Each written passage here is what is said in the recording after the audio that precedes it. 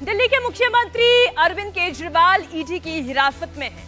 21 मार्च 2024 की रात हिरासत में लिए गए मुख्यमंत्री को 6 दिन तक यानी कि अगले 2 और दिनों तक एनफोर्समेंट डायरेक्टरेट की ही कस्टडी में रहना होगा।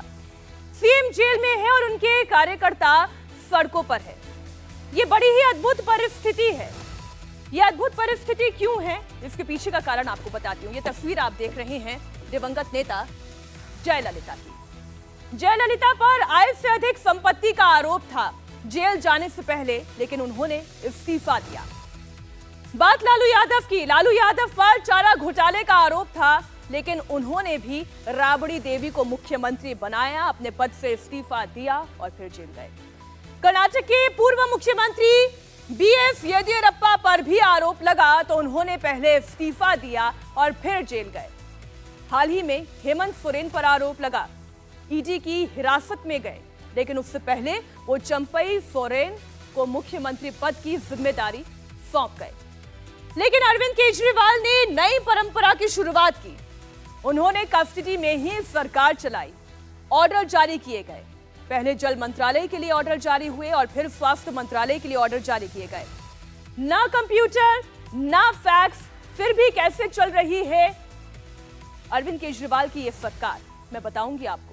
लेकिन शुरुआत आम आदमी पार्टी के प्रदर्शन की तस्वीरों के साथ कर रही हूं। आइए आपको तस्वीर दिखाते हैं। अरविंद केजरीवाल के समर्थकों ने आज दिल्ली में प्रदर्शन किया। मुख्यमंत्री अरविंद केजरीवाल की गिरफ्तारी का विरोध किया। जबरदस्त बड़ी संख्या में आम आदमी पार्टी के कार्यकर्ता आज सड़क पर उतरे।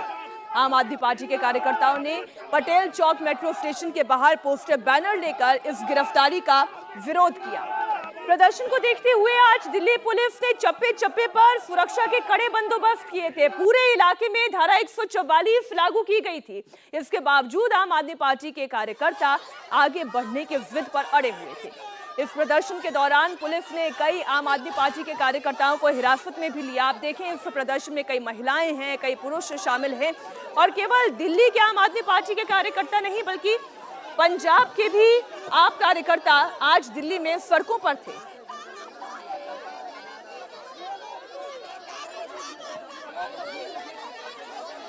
तस्वीरें आप देख रहे हैं। आज सड़क पर हाहाकार मचा रहा। आम आदमी पार्टी आरोप लगाती रही, ईडी पर आरोप था, केंद्र सरकार पर आरोप था। इस इरादे से आगे बढ़े कि आज पीएम आवास का घेराव कर लिया जाएगा, लेकिन चप्पे चप्पे पर पुलिस बल की तैनाती थी। आज आम आदमी पार्टी ने प्रधानमंत्री आवास का घेराव करने का प्लान बनाया था और इसी के तहत आम आदमी पार्टी के कार्यकर्ताओं को पटेल चौक मेट्रो स्टेशन पर इकट्ठा होने के लिए कहा गया था। आम आदमी पार्टी के कार्यकर्ता पटेल चौक से करीब 5 किलोमीटर दूर मौजूद पीएम आवास जाने के चक्कर में थे। इसके लिए वो अशोक रोड से होते हुए जनपथ रोड, वो पूरी तस्वीर आपको दिखाती हूँ, कहां से पूरा रूट मैप तैयार किया गया वो आपके सामने रखती हूँ। जनपथ रोड होते हुए, जनपथ रोड से अकबर रोड, लोक कल्याण मार्ग और फिर 3 मूर्ति होते हुए पीएम आवास पहुंचना चाहते थे, लेकिन वो ये नहीं कर पाए। आम आदमी पार्टी के नेता उम्मीद लगाए बैठे थे कि उनके कार्यकर्ता दिल्ली पुलिस की सुरक्षा का घेरा तोड़कर पीएम हाउस तक पहुंच जाएंगे, लेकिन दिल्ली पुलिस ने आम आदमी पार्टी के कार्यकर्ताओं को पटेल चौक से आगे नहीं बढ़ने दिया। उन्होंने जब जबरदस्ती आगे बढ़ने की कोशिश की तो पुलिस ने कई कार्यकर्ताओं को और नेताओं को हिरासत में लिया। जिस वक्त आम आदमी पार्टी के कार्यकर्ता पटेल चौक से आगे बढ़ने की कोशिश कर रहे थे, ठीक उसी वक्त दिल्ली पुलिस ने उन्हें रोका। इस दौरान इंडिया टीवी संवाददाता अभय पराशर भी वहां पर मौजूद थे। देखिए उनकी एक रिपोर्ट। आम आदमी पार्टी के कार्यकर्ता जो पटेल चौक मेट्रो स्टेशन पहुंचे थे, उनको फिलहाल पुलिस डिटेन कर रही है, हिरासत में ले रही है। यहां पर लगातार जो आम आदमी पार्टी के कार्यकर्ता थे वो बीजेपी सरकार और प्रधानमंत्री नरेंद्र मोदी के खिलाफ नारेबाजी यहां पर कर रहे थे। किसी तरह की मार्च की परमिशन पुलिस ने नहीं दी थी। आम आदमी पार्टी के कार्यकर्ता लगातार ये कह रहे थे कि वो पीएम आवास तक जाएंगे, पीएम आवास का घेराव करेंगे। तो फिलहाल आम आदमी पार्टी के कार्यकर्ताओं को बस में डिटेन करके ले जाया जा रहा है, क्योंकि आम आदमी पार्टी के कार्यकर्ता लगातार यहाँ पर नारेबाजी जो है वो यहाँ पर कर रहे हैं और इनका ये कहना है कि ये लोग पीएम आवास तक जाएंगे और अपना प्रोटेस्ट करेंगे। आम आदमी पार्टी के बड़े नेता क्यों नहीं आए? बड़े नेता आए हुए हैं, हमारे शिक्षा मंत्री आए हुए हैं पंजाब से, उसके अलावा और सारे एमएलए मिनिस्टर साहबान पीछे आए हुए हैं। आप लोगों को पीएम आवास की तरफ जाना था पर यहीं पर डिटेन कर लिया आप लोग। जिंदाबाद जिंदाबाद जिंदाबाद जिंदाबाद जिंदाबाद। यहाँ से ले जाया जा रहा है। हम आपको बता दें, पंजाब के कुछ कार्यकर्ता जो है वो यहाँ पर पहुंचे थे। हिरासत में पुलिस ले रही है क्योंकि पुलिस का साफ तौर पे ये कहना है कि किसी भी तरीके के प्रोटेस्ट की परमिशन यहाँ पर नहीं है। धारा 144 यहाँ पर लगी हुई है। आप लोग कहाँ से आए हैं? हम पंजाब से, चंडीगढ़ से आए हैं। हमारे जो नेता है अरविंद केजरीवाल जी, जिनको डिडक्ट किया है बीजेपी ने झूठे केस में, ईडी जो बीजेपी के इशारों पे नाचती है, जो भी विरोधी दल के नेता है उनके खिलाफ जानबूझ के षड्यंत्र रच के अरेस्ट करने की कोशिश कर रही है। दिल्ली के सीएम अरविंद केजरीवाल जेल में हैं, लेकिन आम आदमी पार्टी के कार्यकर्ता सड़कों पर हैं और इसी प्रदर्शन को देखते हुए दिल्ली पुलिस ने एक और जहां पूरी सेंट्रल दिल्ली को छावनी में तब्दील कर दिया, वहीं प्रदर्शनकारी मेट्रो से प्रोटेस्ट में हिस्सा लेने के लिए ना पहुंचे, इसके लिए भी तैयारी की गई थी। मेट्रो स्टेशन को बंद कर दिया गया था। आइए आपको ये भी जानकारी देते हैं आज दिल्ली पुलिस की क्या तैयारी थी। सुरक्षा कारणों की वजह से आज दिल्ली मेट्रो रेल कॉर्पोरेशन ने लोक कल्याण मार्ग मेट्रो स्टेशन, पटेल चौक मेट्रो स्टेशन का गेट नंबर 3 और इसके साथ ही केंद्रीय सचिवालय के एंट्री गेट नंबर 5 को, इसके एग्जिट को बंद रखा और अगले आदेश तक इसे बंद रखने का आदेश जारी किया था। आम आदमी पार्टी के कार्यकर्ताओं के प्रदर्शन की वजह से दिल्ली के कई हिस्सों में आज बैरिकेडिंग की गई थी। सुरक्षा को देखते हुए आम आदमी पार्टी के ऑफिस के बाहर भी आज कड़ी बैरिकेडिंग की गई थी। पुलिस की बैरिकेडिंग दिल्ली सरकार के मंत्री गोपाल राय को पसंद नहीं आई। गोपाल राय और दिल्ली पुलिस के बीच इसे लेकर आज जबरदस्त नोकझोंक भी हुई। एक तस्वीर आपको दिखाते हैं। सुन लो, आप हटा लो। अभी बीजेपी वाला कार्यालय पे लगाओ ऐसे बैरिकेड, उनके गेट पे लगाए हो। चले हम देखें अभी। हाँ, उनके गेट पे लगाए हो। इसको आप ऊपर बात करो। मैं अभी प्रेस कॉन्फ्रेंस करने जा रहा हूँ। मैं अभी प्रेस कॉन्फ्रेंस, सुनो भाई, क्या नाम है आपका? मैं अभी प्रेस कॉन्फ्रेंस करने जा रहा हूँ। या तो इसको हटाओ नहीं तो मैं बोलूंगा प्रेस कॉन्फ्रेंस कि हमारे बार बार करने के बाद यहाँ पर जो है बैरिकेड लगाए हो।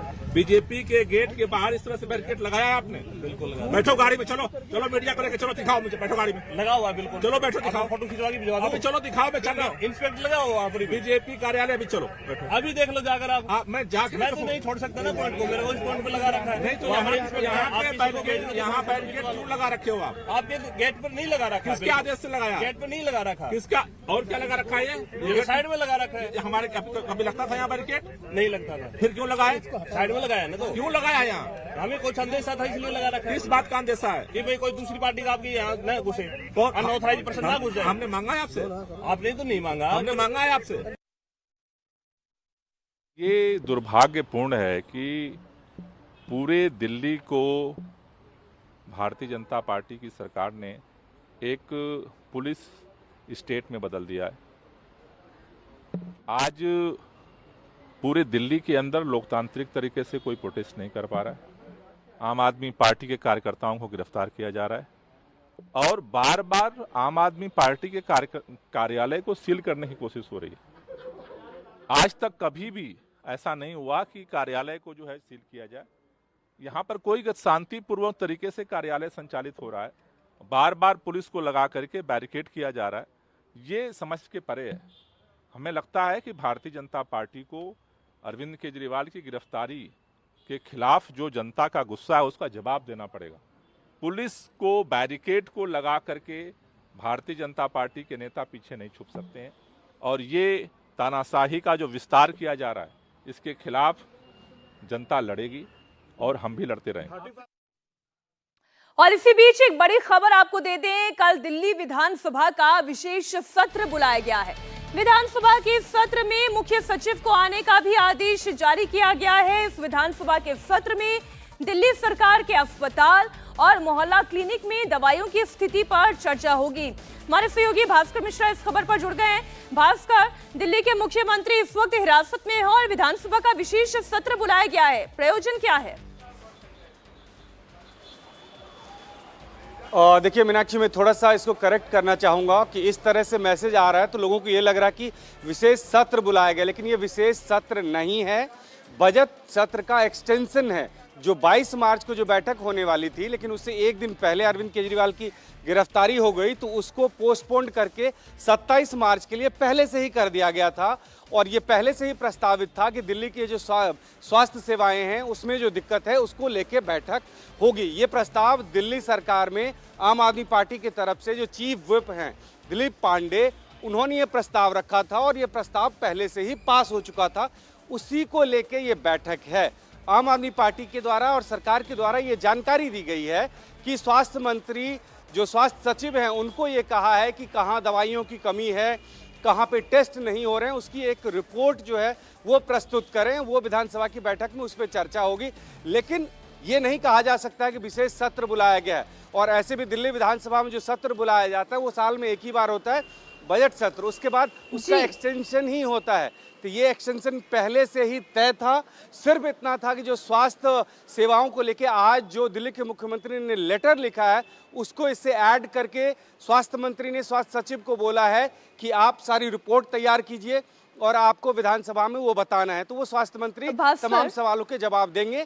लेकिन चीफ व्हिप के द्वारा इस पे स्वास्थ्य सेवाओं को लेकर प्रस्ताव पहले से ही 15 मार्च को ही पास कर लिया गया था। ठीक है, यानी ये तो हम कह सकते हैं कि पहले से लिस्टेड काम था जिसका अब होना तय था, उसे किया जा रहा है।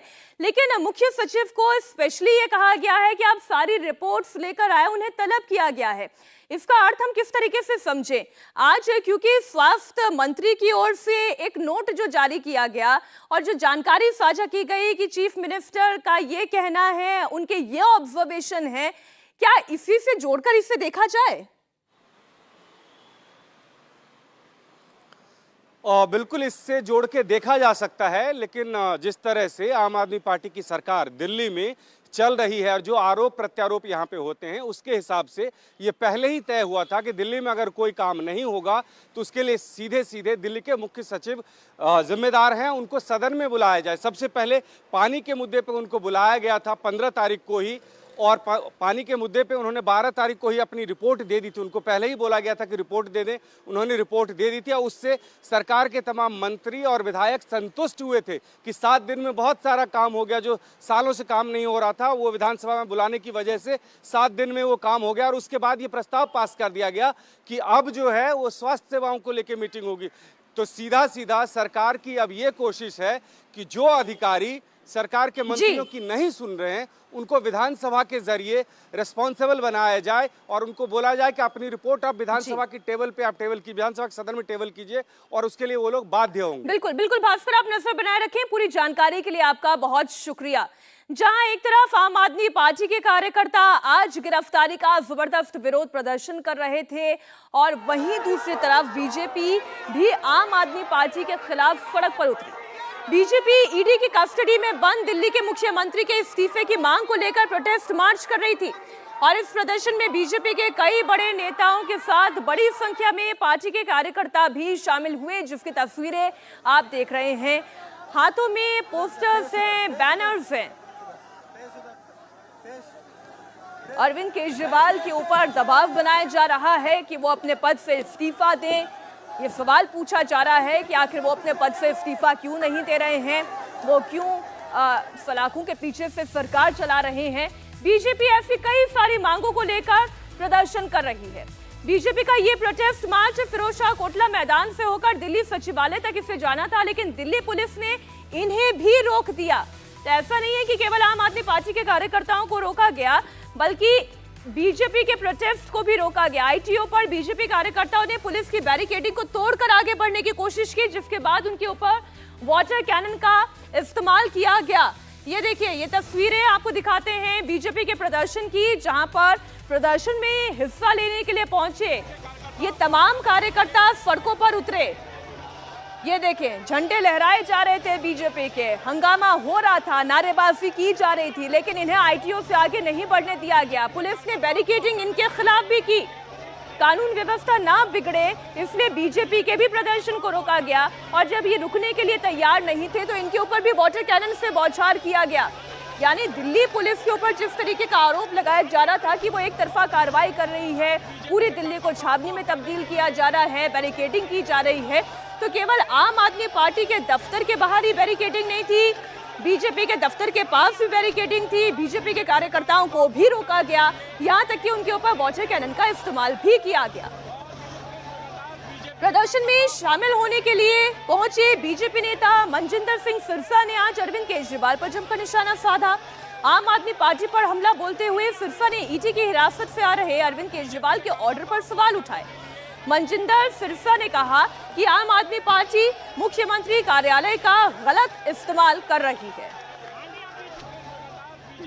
जो आज दूसरा आदेश हो गया स्वास्थ्य मंत्रालय का, उससे पहले जल बोर्ड का हुआ था। देखिए, इससे बड़ा फ्रॉड क्या हो सकता है? आपका जो आंदोलन था, दिल्ली की जल मंत्री को ये नहीं पता था कि दिल्ली में जल और सीवेज की प्रॉब्लम है। 8 साल से भ्रष्टाचार। दिल्ली के स्वास्थ्य मंत्री को भारद्वाज जी को ये नहीं पता था कि दिल्ली में दवाइयां नहीं है।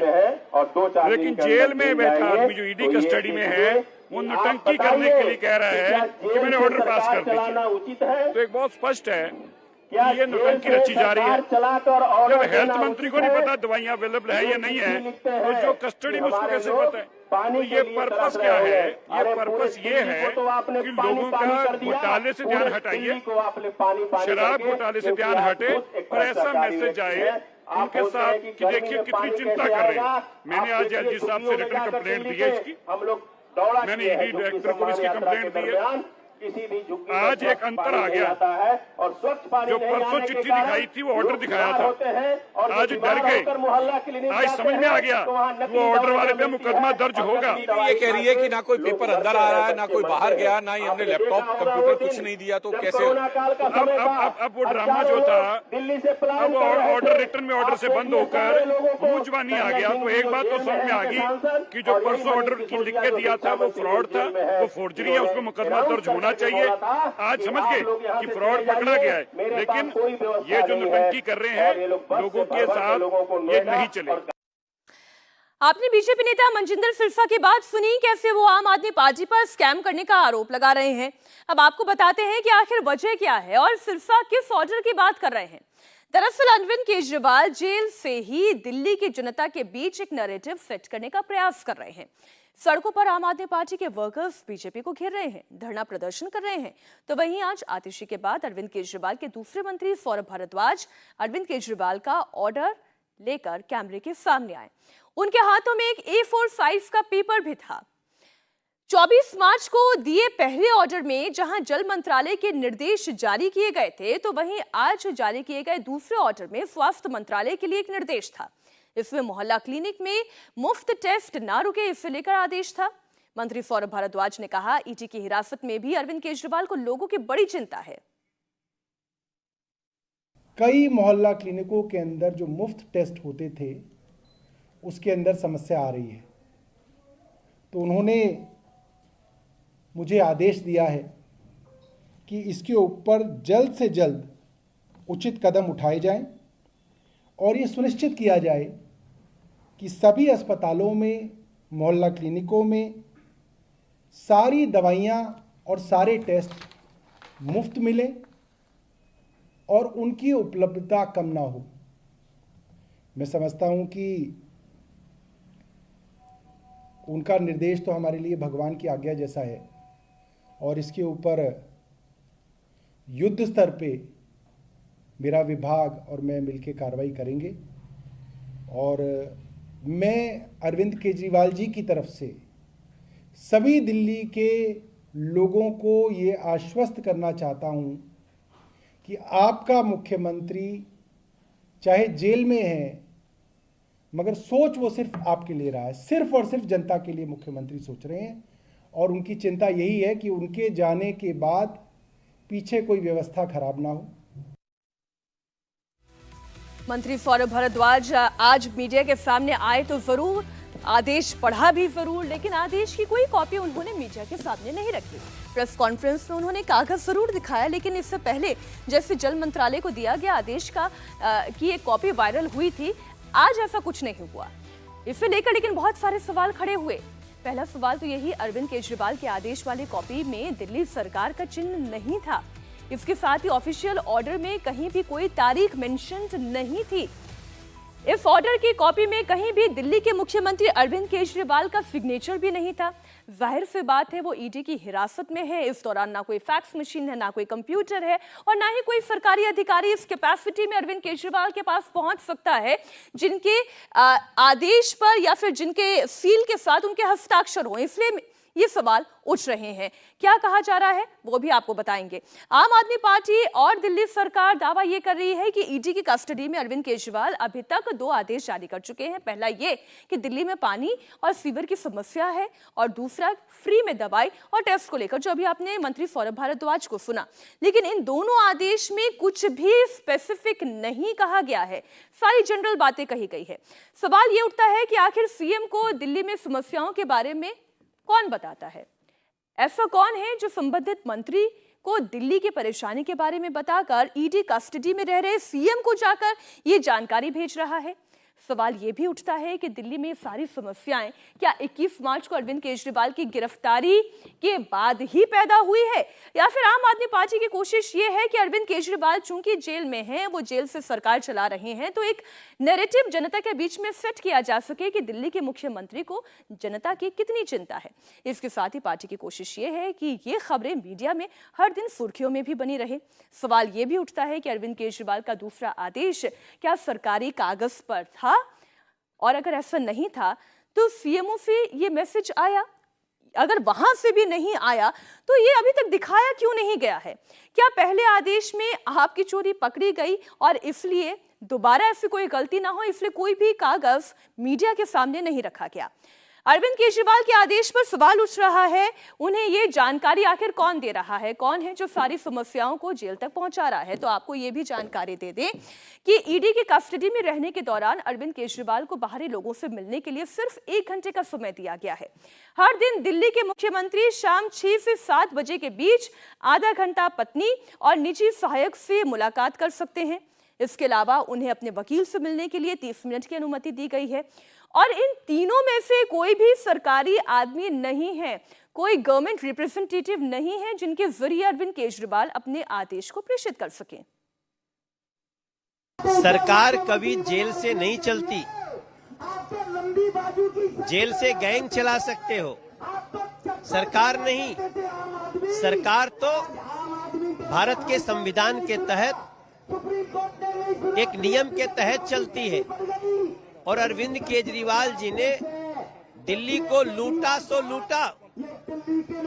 दिल्ली को पानी के बिना, दिल्ली को साफ पानी के बिना, दिल्ली को सीवर के बिना, दिल्ली को दवाइयों के बिना जो तड़पाया है, आज 9 साल बाद उनको याद आ रहा है कि हाँ, हम पानी, सीवर और दवाइयां अस्पतालों में नहीं दे पाए। तो फिर दिल्ली में आपको एक पल भी दिल्ली की जनता बर्दाश्त करने को तैयार नहीं है। एक के बाद एक ऑर्डर पास करने के बाद ऐसा लग रहा है कि अरविंद केजरीवाल जेल से ही सरकार चलाएंगे।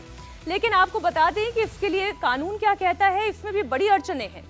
कानून ये है कि जब तक कोई दोषी नहीं है तब तक वो जेल से सरकार चलाने पर कोई रोक का पाबंद नहीं है।